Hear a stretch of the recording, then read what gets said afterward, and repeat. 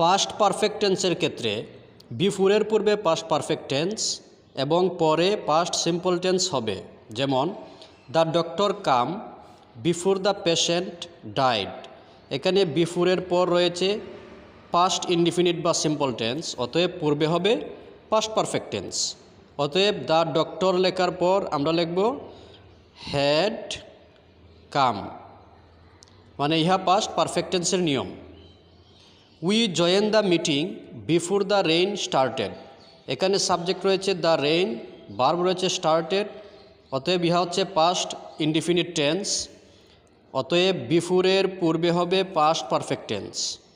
তাহলে নিয়ম অনুযায়ী আমরা দেব এভাবে সাবজেক্ট প্লাস হ্যাড, জয়েনের পাস্ট পারফেক্ট হচ্ছে বা পার্টিসিপল হচ্ছে joined. We had joined the meeting before the rain started. বৃষ্টি শুরু হওয়ার পূর্বে আমরা মিটিংয়ে যোগদান করেছিলাম। ধন্যবাদ সবাইকে।